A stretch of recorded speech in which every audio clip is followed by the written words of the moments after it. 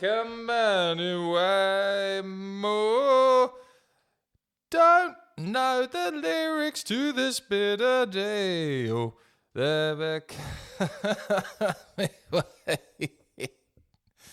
oh, weird fucking way to start a podcast. Hello, gorgeous ones. It's Fonzy, which means it's time for another Fonzy Accompany the podcast. That is episode fuck knows. That's what I'm going to fucking open with, episode fuck knows, because I fucked it up last time and I don't want to say the number. Okay, so I'll do it again because I like consistency and I fucked it last time and I'm repeating myself. And hello, it is Friday. Oh, Friday, you say? Yes, Friday, April 12th, 2024. Oh, my lover.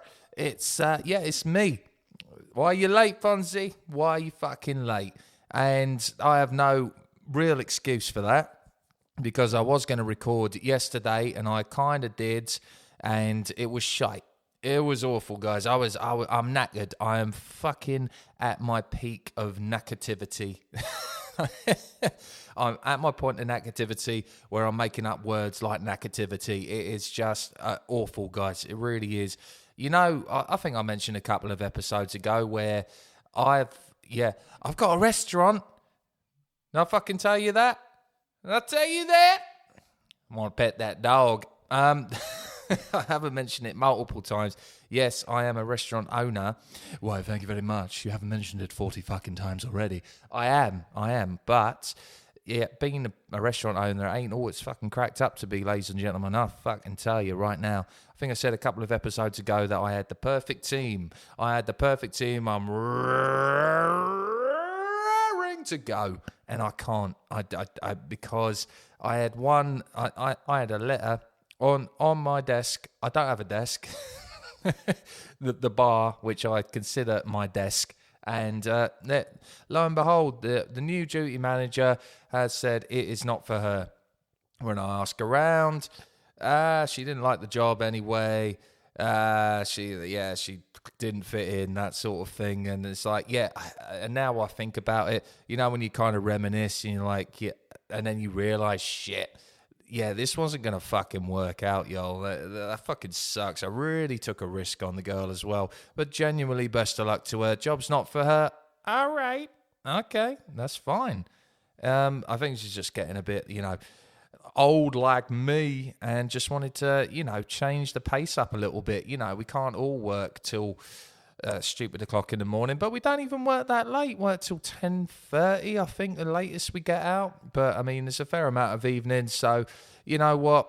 It is what it is. But that means, bugger lugs, Fonzy fucking this guy. I'm doing two thumbs up at myself. Something about who has two thumbs and a fucking mug. This guy. I'm doing her hours as a result of that, and dude, it's bad, really is. I'm gonna hit over 70 hours this week, and I got down to the podcast. It was meant to be episode, and I just couldn't do it. I really struggled to get anything out. I was absolutely knackered, and honestly, I'd rather just talk to you guys honestly rather than try and shit something out. And Nala, are you serious? It's actually nighttime. I'm recording at nighttime now. Well, not for the future, but, in general, it's nighttime after my work. And I've got to go back in first thing in the morning. And wife Beth is away just for now. She has warned me if she comes back, she'll give me a text. So thank you, darling. Thank you. I appreciate the heads up, because I can't be in podcast space when I'm talking to you guys. If I know there's a real person listening. And you don't count, Nana. Do you? Do you count? Nah, you don't count. She thinks she's people. She's trying to get on my fucking keyboard again. Anyway, fuck it. How the fuck is anyone else going? I'm sorry. Again, I'm late. But man, it's been apart from the fuck ton of week, it's been all right. We got some great news that the podcast, fucking hell, thanks to you guys, we got our Canadians, our Mexicans, our Americans, and obviously you lot from the UK, like myself, join in to make this happen, and as well as the Spanish to make this happen. About a week ago, looking on the Apple Podcast charts for music commentary, there we fucking were, number 16 on the Apple Podcast music commentary. Seriously, guys, that is insane. Have you got nothing else to listen to? Are you fucking serious? This guy, the guy who just talks crap for fucking 45 odd minutes. And you guys apparently thought that was good enough. You thought it was good enough. Half of you haven't even heard of the music, and you still tune in to listen to my fucking cunt ass bitch face person. So thank you, genuinely. Can you tell I've had a drink? I thought I'd try a different dynamic, coffee and B12 vitamins, a little bit of apple cider vinegar, or a whiskey, a wine, a cider. I'm mixing my drinks like a motherfucker because, I'm going to be at work first thing in the morning, straight after this podcast. I'm going straight to bed. So I just thought I'd have like one of each. I thought that would send me off quite nicely. That's the plan. That is the alcoholic way.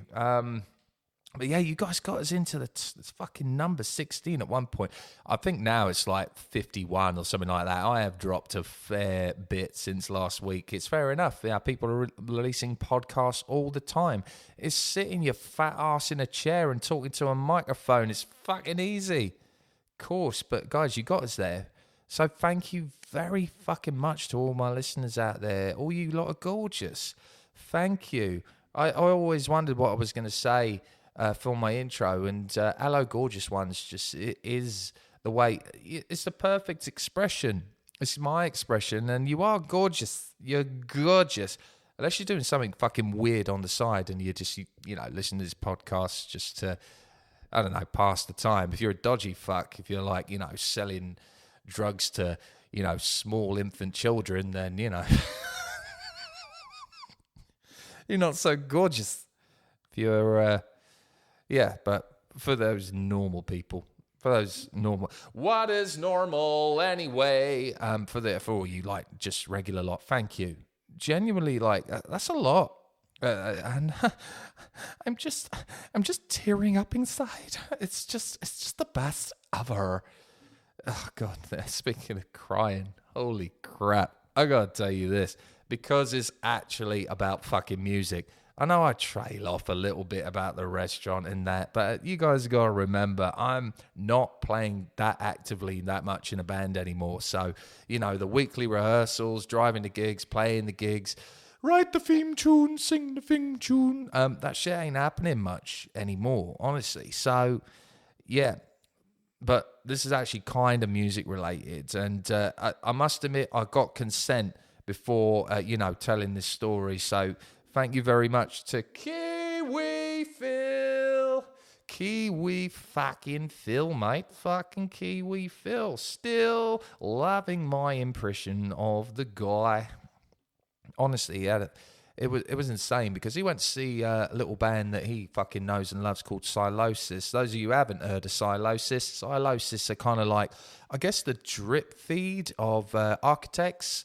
Architects are obviously like one of the biggest chart top in that kind of genre. They have kind of changed the game a lot. So I think Sam Carter on vocals, I want to say. The scream melody was back in the charts for a little while there. It still kind of is. And you know what? I was talking about who could be those next powerhouse fucking festival headliners, and you know what? They're up there, dude. They're up there for competition. I swear to God, great, but it's not something I put on my playlist. I'm not gonna say I absolutely bum them, and they're the best. For instance, sliced bread or something that can slice the bread, or croissants. They're good. They're good. You can talent and credit where credit's due. Great bands. But, I mean, Phil particularly loves Silosis. So I believe it's the guitarist. The dude's got his own fucking signature ESP. So, I mean, the guy must be doing all right. This big band for him, and he loves this band, dude. I mean, he's my head chef in the kitchen. He blasts out music, man. He sings along to it, and he's the happiest motherfucker you will ever meet in your life. Big up the fucking Kiwi Phil. But anyway, he was going to the Fleece to see Silosis. The Fleece in Bristol is probably about a 300-400 capacity venue. Very famous. If you're from the UK, you probably know what the Fleece is. Those of you who don't know, just, as I said, a 300 and fucking odd venue. And it's great. Great wee place. For a band of that caliber, I must admit, like, I saw their tour poster that Phil sent me, and they were playing around the UK, doing all sorts. And I was like looking at the tour poster, and I was like, dude, I've played in fucking all of these, if not most of these venues. I'm really surprised for a band that big. They're not really like pushing the boat out that much. But to be fair to them, why, do like the O2s, the Rock Cities and that, these huge fucking 1,000+ venues, when you could do like the wee, 300 to 500 ones, sell out, be a fucking, I'd rather do that. So I kind of agree with them. I think that's fucking amazing to see your favourite band in that intimate setting. But anyway, he went there. He's been talking about this for months now. He couldn't get. I was going to go with him, but lo and behold, I got to work. Oh, what else is new? I had to work, and I was like, have a great time, mate. Don't have fun, not too much fun. Don't do anything I wouldn't do. Oh, just shag a couple of ostriches then. That was from Men Behaving Badly, by the way. That I can't take credit for that. He went to, what do you call it? The Fleece. Fucking hell. Fonzy. Memory of a goldfish. Apparently that's a common misconception, memory of a goldfish. Anyway, where the fuck? Yeah, he went to the Fleece. Saw the band. I didn't hear from him. We got a group chat with me, the lovely Jack Dyson, which I would love to introduce you guys to Jack Dyson. He is a fucking powerhouse in the synthwave, darkwave scene, which I was part of for a little while. But he's like, he promotes as part of this conglomerate called Space Jams, and I'll have him on the podcast at some point because he's got some really fucking interesting insight to that scene. But I digress. He goes to the gig. Complete silence. I'm working. I just finished work. Still haven't heard from him. Like, cool. You then get a voice note. This voice note's about 1.5 minutes, 2 minutes long. Believe me, for Phil, this is a very short voice message. He does like a long voice message. He gives us a voice note and open it up. Boys. And I'm like, oh, shit. Boys. I'm like, oh, my God. What's happened to him? I'm like, fuck, I was just about to pause. The moment you hear a couple of sniffles and like panic inducing, like, fuck, I'm like, oh shit, that motherfucker's in trouble. We gotta go fucking rescue him, like, immediately. And just continue the voice note. Boys, that was the best. That was the best fucking show. That was so good.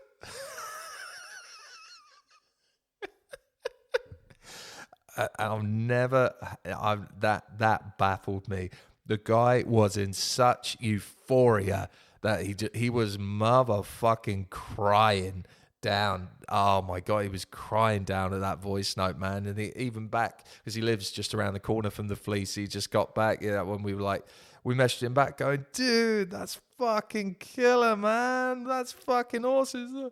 Yeah, boys, I didn't think they were going to play this song, and it's like one of their oldest songs, and then, boom, third song.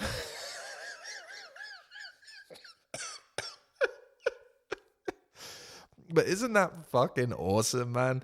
To hear someone that just so happy with seeing in a band. I couldn't remember the last time. I told him on the voice notes back, I was like, dude, I'm fucking jealous, man. I am jealous as shit. Like, just listening to you right now, fucking kudos, man.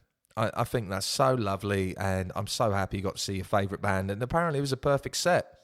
Even the guitarist like gave a little like shout out on stage to him. Sold out show. Like, fucking dude, that's awesome. It was a little bit unusual, I will admit, because he is not Mr. Emotional Man, apart from like the happy side. So I was like, dude, what the fuck? Like this is insane. I can't believe. And he was crying for every voice note we were talking to each other with, just like, boys. I just couldn't fucking believe it. Turns out there were some performance-enhancing supplements, which I'm not going to say it because, you know, he's a good guy, and you never know what what this podcast or anyone could bitch gossip. I know there's only like fucking 30, 40 of you out of there, but, you know, you never know what saying like what someone takes, what someone does in their person. You never know how it's going to travel. It's not like the boss is going to fire him. I'm his fucking boss. I'm like, but you know what I mean? You know, like, it could like be, you know, credentially damaging. So I don't want to do that to him necessarily. But yeah, it turns out he did take a little something. I was like, oh, that fucking explains a lot. I loved it, man. I loved every fucking moment of that voice note he first sent. Oh, dude, so good. Yeah, big shout out to Kiwi Phil, man. That's not his first name. That's not on his birth certificate. I think his mum from New Zealand. Hey, what's a good name for the baby? Oh, I don't know, love. Fucking Kiwi Phil. Oh, come on, John. I can't remember what his dad's name is. But yeah, man, fucking, I'll have Phil on the podcast at some point. It is my eventual plan to have a few friends, a few musicians, a few good friends who I know will just be a good laugh, and it'll be good entertaining for you lot. But I think me and him, oh man, going back to the fucking Eagles, man, you know, because he was the one that I was supposed to be going to the Eagles with. We are no longer going. But you know what? I'm kind of gutted to hear, because I got the fucking announcement, because it was supposed to be Steely Dan supporting him, right? Oh, you throwing away a mime. He's throwing away a mime? What the French ever do to you? Yeah, Steely Dan, fine. You know what? Yeah, it would be nice to see Steely Dan. That's cool. However, Steely Dan, for God knows what reason, I can't remember why, has pulled out of the dates.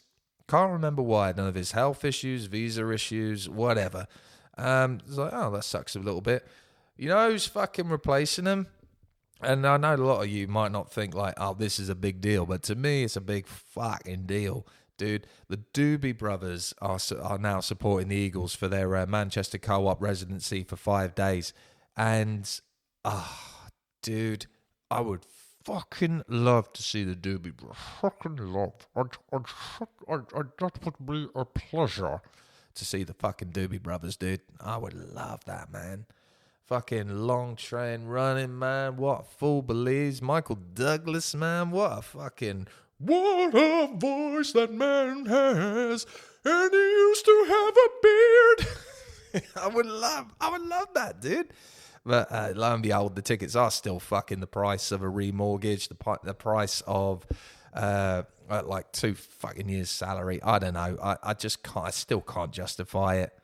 Maybe actually, I don't know now. Now I'm starting to rethink. You know, Phil was saying that, you know, oh well, that they're probably trying to justify the ticket prices, saying, oh, we had this support act all along. That's why it's so expensive. But I mean, Steely Dan's still pretty fucking big. I think that, to me, Doobie Brothers like beats the shit out of it.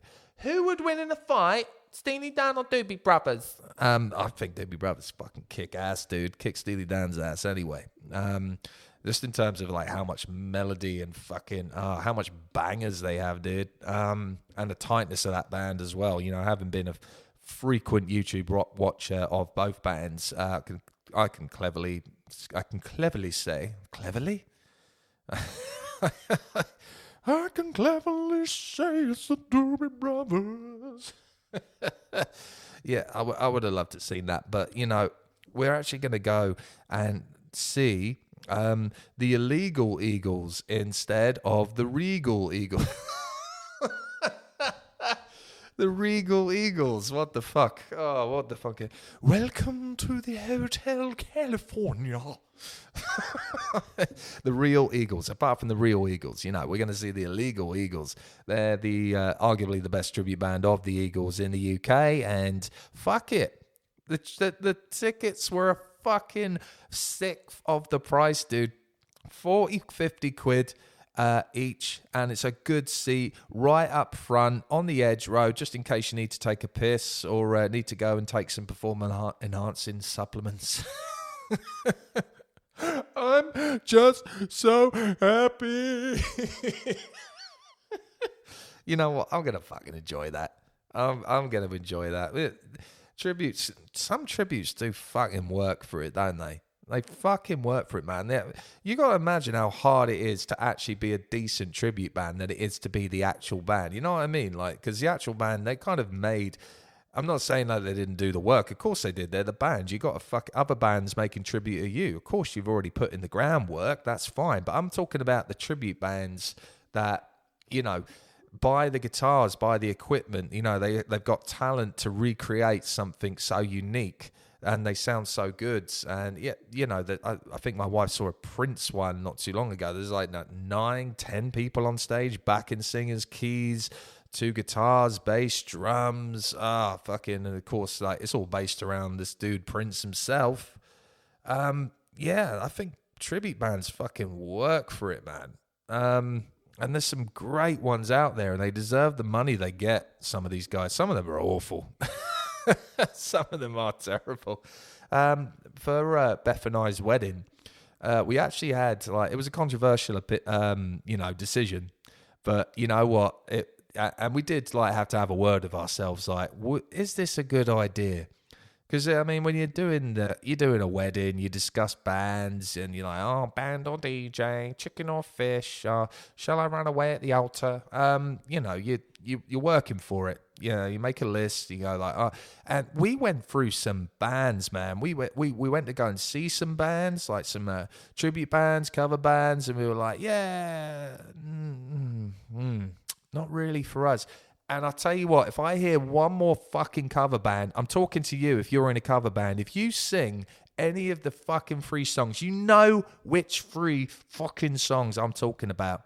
If you sing fucking Kings of Leon, Sex on Fire, if you sing Stereophonics Dakota, if you sing Oasis Wonderwall, you're a cunt.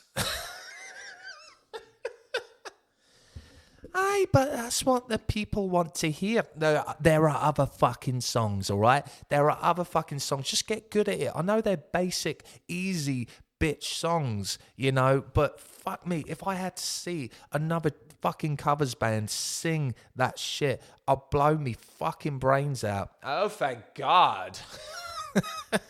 I know, but it's true though. Next time you go and see a cover band, right? Any cover band, listen out for one of those 3 songs. It's not like this isn't common knowledge, and I fucking hate I've got to be the one to say it, but stop playing those 3 fucking songs. Right, Stevie Wonder Superstition is the other one, right? But I feel like that's fine. I feel like that's okay, because he's Stevie Wonder's fucking legendary tier, God tier, in comparison to those 3 bands. So stop doing it. Anyway, but after seeing, whoa, how do you feel like the one? And no day is gonna be a after fucking weeks on end of hearing that shit back to back, I was fucking done with it. I was like, dude, we went to Birmingham to see, what's it called now? What's that club called? It's a club called Subside. That's it, in Digbeth. Alt rock metal, or alternative club sort of thing, the ones who play fucking Papa Roach and Fat Lip on fucking repeat. Those fucking clubs. And always a good time. That's great. But we went to go and see a Steel Panther tribute band. Steel Panther, I'm not even going to explain who Steel Panther is. Just look them up, because if you don't know who they are, this next 10 minutes or so is just not going to make any sense to you. But we saw this Steel Panther tribute band. No idea why we saw them. There was just a reason. We love Steel Panther, always have done. And I'll kind of explain who Steel Panther are. Steel Panther are kind of like a parody band. They're a real fucking band. I think they were called Metal School or something like that way back when they were a proper cover band in LA. But they became the most popular cover band. I could be butchering this. I have no idea if this is just what I understand. Steel Panther were kind of doing Van Halen, Motley Crue, Def Leppard, Poison, all that cool glam fucking 80s metal, right? And then they kind of just emerged into their own thing, Steel Panther, which are kind of like comedy parody sort of thing. But Michael Scott, the lead singer, just sounds like the spitting fucking image of Van Halen, dude, and it's fucking awesome. You got Satchel, who's the fucking axe man, just guitar solo, because that's what it was fucking like. Why would you have a song without a guitar solo? I think is their philosophy. But yeah, that's the kind of basis of the band without getting too much into it. But bearing in mind, the songs are provocative. They are, sexist, racist, not intentionally, as a parody. It's supposed to be over the top, stupid bullshit. And you know what? We were gonna, just get a basic cover band. But then we saw these guys live, and they just fucking blew us away with how good they are. So basically, it's a tribute band to a tribute band. Is what I'm trying to say. The Steel Panther, the Steel Panther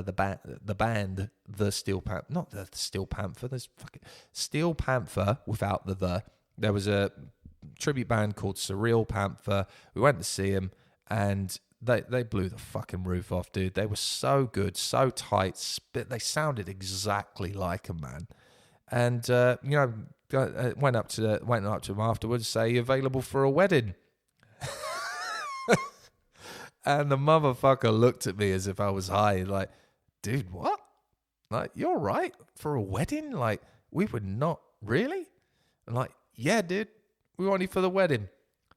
Bearing in mind, there's kids everywhere. Only about maybe like 20 of our friends at the time knew who Steel Panther was.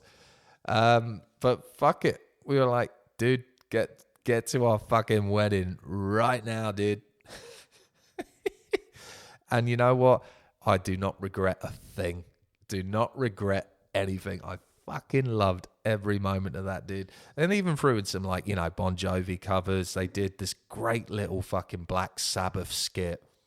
Holy shit, where the lead singer pretended he had a problem with his microphone. And at one point, like, he had me convinced. I mean, I was there half drunk. I'd just been married. I was just high on life, my friend. And he wandered off stage. And the guitarist was like, "All right, sorry, dude. We got to take a little break. We're having some technical issues over here." And then you can all of a sudden hear him in the background. It's like, "Oh, I just got word that Ozzy Osbourne has entered the building." I was like, "Oh, shit." Lead singer comes out, bro. They play fucking Crazy Train. Lead singer's got his hair slicked back, the fucking, the circular glasses on, throwing peace signs, man. Oh my God. And he was just doing his best Aussie, and holy shit.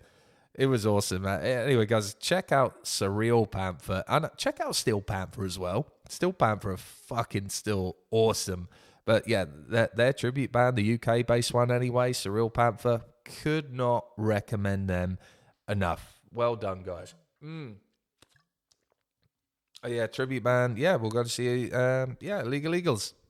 Can't wait. Actually got a band. A band. I got a friend in a band. That would help, Fonzy. I also have a band, but that's not where I was going with this segment. I got a guy who a friend of ours from way back when. We don't see him that often. Not that it's relevant. I mean, you don't know the fucking guy. Who gives a shit? But yeah, we know this guy. Another Phil, not Kiwi Phil. Another Phil. Regular fucking Phil. Anyway, regular fucking Phil. Actually, I probably should abbreviate that a bit. Regular fucking Phil. RFP. Yeah, RFP. Regular fucking Phil. Regular fucking Phil. RFP. Plays in an AC/DC tribute band. Now, like a good one. I'm not talking about like he just picks up a fucking Gibson SG and just does the little wiggy waggy thing that Angus does. I'm talking about these are real fucking real money makers, like real proper touring, like every fucking week, like really on the circuit. And he was telling me because he plays for one called AC/DC UK. Now, he doesn't actually play for, or he does play for them, but this is where I'm kind of going with this. So he plays for AC/DC UK, and there's a kind of like, what's the word I'm looking for? Kind of like not a territorial issue with tribute bands, because I mean, all right, let's say Robbie Williams is the biggest, like, most covered artist of all time, or has the most, like, tribute acts in the UK based on Robbie Williams, right? The UK is not that big, right? So you got, like, fucking, let's say, 14 Robbie Williams. Oh, why the fuck would we need 14 Robbie Williams running around? But you know what I mean? 14 Robbie Williams running around the UK all doing a Robbie Williams tribute act. Now, if, say, like, Scunthorpe, for example, had, a Robbie Williams band, come there, maybe the other 13 Robbie Williams acts would like to also play Scunthorpe. God knows why, but, maybe they would like to play it. I was always wondering, like, how the fuck do people kind of work it out? Because, I mean, when you play in a city and you're playing Robbie Williams' back catalogue, or you're playing AC/DC's back catalogue, right? It's like you play that city, right? And then the following week you've got, well, let's say Robbie Williams UK came to Scunthorpe, right? And then you've got Robbie Williams, the ultimate tributes, the following week. It's like, surely Robbie Williams, the ultimate tribute, is fucked, right? Surely. Like, but there's got to be certain people and, like, certain fans go to those shows, and then once all the fucking Robbie Williams fans are Scunthorpe, and maybe they want double Robbie. Maybe they want a double dip in Robbie. Yeah, just FYI, I am a huge fucking Robbie Williams fan. The pre-Rude Box era anyway. After that, you can suck a dick. But, everything before that, Escapology, Sing When I'm Winning, fucking I've Been Expecting You, Life Through a Lens. Oh, yeah, that's how much of a fanboy out. I just named you 4 albums. Go fuck yourself. Yeah, but this I was asking my mate, fucking RFP. I was saying, RFP. That's how we formally address him. I think that's what his mum put on his birth certificate. Said RFP, yo. So when you play AC/DC UK, like, I've never seen you play in Bristol. Why? Well, I would support you in a minute. I'd buy a ticket and go and see you. He said, well, Hell's Bells, the other AC/DC tribute band, are basically, we have an understanding with all the other AC/DC tribute bands, like in the UK, or at least in that general region in the West, saying, like, right, you can't play here, but you can play here, and we can't play there, but you will play here, that sort of thing. I was like, so there's a territorial thing going on, which I thought was fucking clever. And not only that, right, they've obviously got certain parts, excuse me, they've got Angus, Malcolm, I like to think it's not Paul Rudd, Phil Rudd, fucking Paul Rudd, a slap in the bass, not fucking Paul Rudd. Yeah, Phil Rudd, and of course Brian or Bon. I forget who the bass player is, I'm being totally honest. Like, I nearly got there. But bearing in mind, you got like 5 guys who have all learnt the songs on their given instruments, right? So that to me is great. But these guys actually trade players. So say like Malcolm, like AC/DC UK, right, is short of Malcolm. They'll go to Hell's Bells and they'll go, oi, can we borrow your Malcolm? And they say, yeah, sure. Can we have your Bon? Yeah, sure. Well, I want at least fucking 2 Anguses. I give you 2 Anguses. You want a fucking Malcolm? Yeah, I'll give you a fucking Malcolm. All right, good talk. That's amazing. I thought, like, exchanging players was fucking mint, because these motherfuckers are going to get paid. They're not going to skip a show, and they're giving homage to one of the greatest rock and roll bands of all time. I thought that was fucking killer. So never seen him play in Bristol. He is now Mr. fucking RFP is playing, he is Malcolm Young in this, by the way. He's got a wig and everything. Absolutely insane. He's playing in the Fleece later this year, so we're going to go and see that. Hopefully it's still happening. We haven't heard from him from a while, but again, this is a casual friend that just drops in every now and then, every now and then, like, fucking this guy. So yeah, hope that I thought that was fucking interesting. Tribute bands sharing. So I hope the rest of you tribute bands do that. Because I was in a Green Day cover band for ages, and we never even got that far to even think about fucking touring. Never mind, swapping players. Can I have my Billy for your mic? No, I've already got 2 trays. Oh, 2 trays. What are you gonna do with that? I don't know. Overbooked.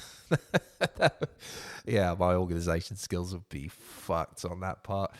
But yeah. Be happy that, there's also real music happening this weekend. Coachella. Douchebags and hippies and students who think they know lots. Those guys. I can't wait to see some YouTube footage from that. The other 2 things I'm excited about at Coachella, right? I don't know half the fucking people that are playing, but that is just me. I'm old as fuck. However, 2 big bands that are playing on there, which I'm deadly excited about, and No Doubt is returning. No fucking doubt, dude. I can't wait. I hope they announce some kind of tour or some kind of new music based on the back of that. I can't remember what it was. Was it Push and Shove was the last album that they did? And that, and you know what? Didn't suck. It didn't suck at all. Still very new wavy. Completely away from their ska roots. Back from the fucking Beacon Street sessions and all that. But that's fine. It's still good music. It's still well written. It's still catchy. And Gwen Stefani, hasn't fucking aged a bit. Fucking hell. I don't know what cream or horse semen she's using, but I want it on my face right now. Genuinely, like fucking killer, dude. Yeah, but I'm really interested to see what they sound like all these years later. I think that would be awesome. So I'm hoping Coachella, please release something. I don't even know if do Coachella even record their stuff. I hope they do, because I would absolutely love to see that. And then following that, which is kind of on a similar page actually, Sublime are coming back. But without Rome. It was Sublime with Rome. Now it's Sublime without that guy. Sublime are coming back. I have seen Sublime with Rome, which was great. I had a great time. Don't get me wrong. And it was, they played the right stuff. Sublime's only got a certain amount of back catalogue. So you can go to a Sublime show and go, they're definitely playing this. They're definitely, most likely playing this, which is fucking killer. And Rome wasn't I know people shat on the guy. I'd never heard of Rome until, Sublime with Rome came out. And I was like, fine, fucking, I'll take him. Whatever, just as long as I get to see Sublime play live. So fucking Bud and Eric, man, I'd be more than happy to see those fucking dudes. And then it turns out fucking Bud wasn't even the band. I'm like, dude, all right, fuck him. We'll have Eric. I'll take Eric. I'll take your Eric for 2 Bradleys. Oh, fucking hell, I've overbooked again. I would have loved to have seen Sublime back in the heyday. But to be fair, I've seen videos from the 90s, and Bradley, of course, was just, a heroin addict, and it did affect his performance. Incredible vocalist, great songwriter, but I don't think I would have liked to have seen him live back then. I have seen a few bands like that where I'm like, oh God, I've been waiting to see you. I've been your biggest fan for ages. Now I've seen you live, and it's like, oh, that's a bit of a letdown. Ooh, sorry. Yeah, Sublime are back with Bradley Nowell's son. I think that's kind of fucking continuing the legacy, man, because obviously Bradley Nowell, died way too young, just as Sublime started to fucking erupt. Just when that album, was it 40 Ounces to Freedom, or was it it was something like that. And they erupted, and now the son's gonna fill the boots, dude. I think that's fucking cool, man. That's exactly what I want. If Fonzy and company kick off, if I fucking die of having a whiskey, a wine, a beer, and a cider tonight, or the cat sits on my face, not in a sexy way, you perverts. Like in a, she does sit on me fucking chest sometimes. She's a heavy girl. So, my heart might stop or something like that. I would love my son or daughter or whatever to pick up. I don't have a son or daughter right now, but, you know, that's why I'm teaching Nala the guitar. Aren't you, baby? I'm going to get you a little guitar. Oh, that would be so cute. But I think that's fucking cool, man. Yeah, welcome back, no doubt. And Sublime, I hope you fucking kill it. Really looking forward to seeing some back stuff. It has been great speaking to you guys on a different, not in the morning, at the night, that the night begins to turn your head around. Come on, guys. Frankie Valli and the Four Seasons. Yo, give it up. They're not in the room with me. It was just me. But can't you tell? That was such an uncanny impression. Yeah, it's been great, guys.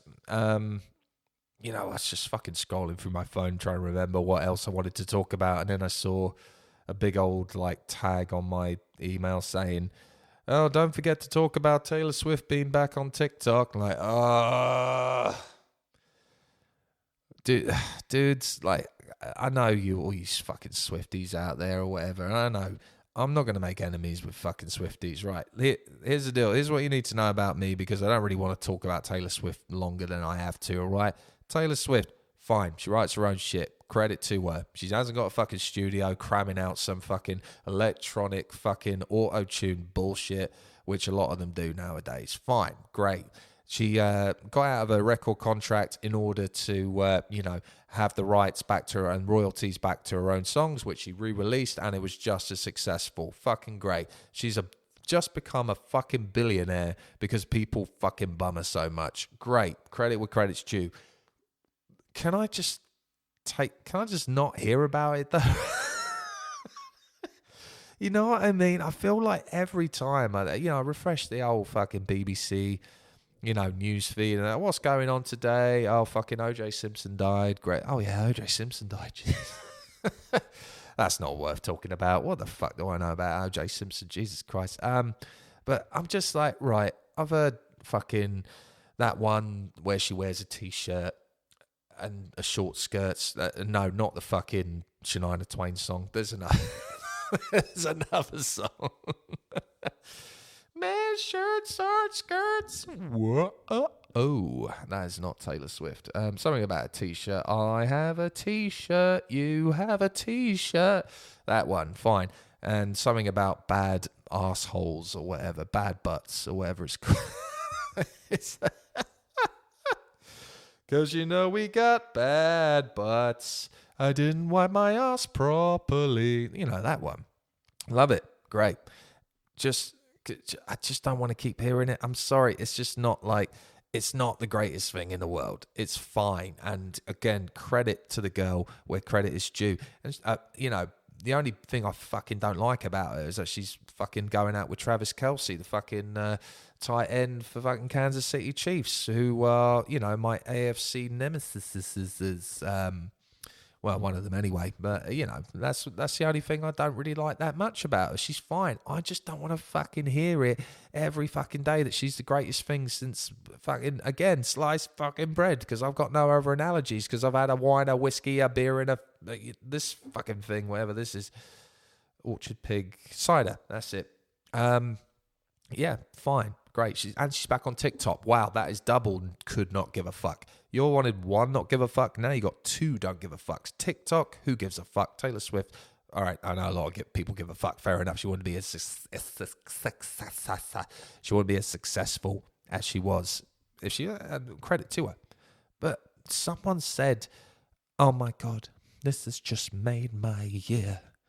Taylor Swift is back on TikTok." How fucking low must your life be? How fucking... What is going on in your life that Taylor Swift... There are other fucking platforms.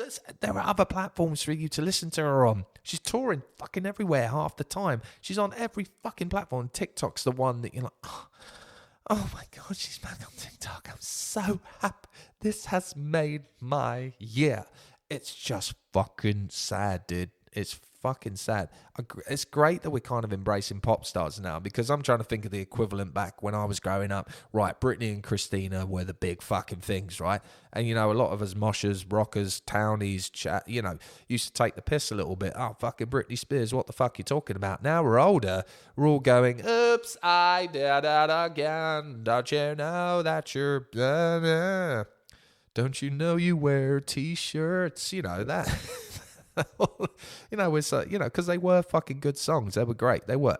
I never shit on Britney Spears. I never did it. I never shit on Britney Spears. But I'm trying to think, like, in 10, 20 years' time, will Taylor Swift's legacy be quite the same? I think it will.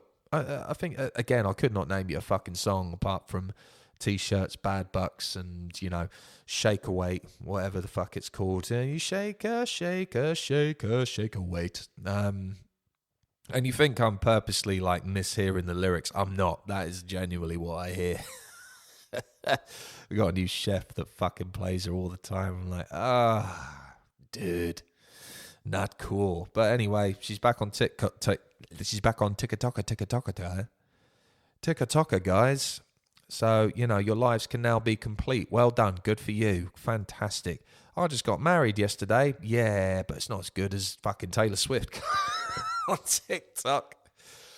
Oh, so bad. But anyway, best of luck, you Swifties. Good on you. I don't hate the girl. I've got nothing really bad to say about her. Again, for all the reasons listed above. It's just like, all right, just for me, there's other shit, you know what I mean? Other shit going on. But guys, I'm gonna call it a fucking night, dude. I'm 50 hours in, not on the podcast. Jesus Christ, that'd be a fucking marathon. 50 hours into work, and it's only Friday now.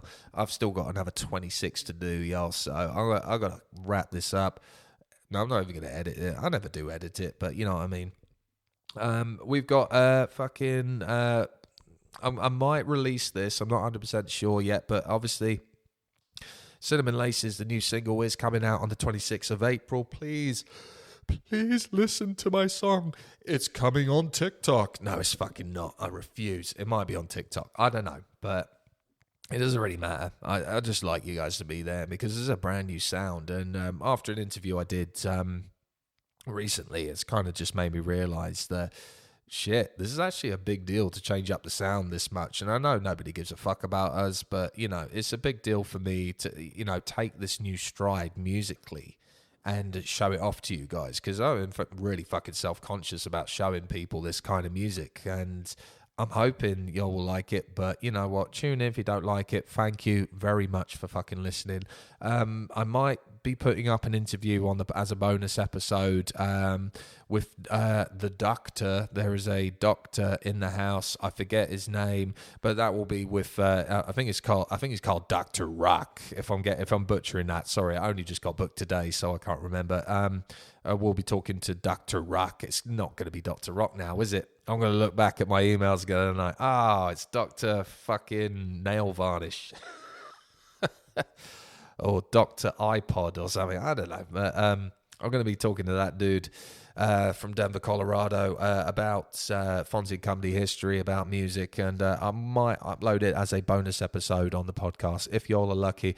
Again, thank you to everyone all around the world for tuning into the podcast, making it number 16 on the Apple Podcast for music. I really appreciate it, guys, genuinely. I'm going to try and think of new ways to spice it up, keep it interesting. The fact that I've talked for 48 minutes after doing all this work and, been getting on borderline tipsy, I think that's fucking good for me.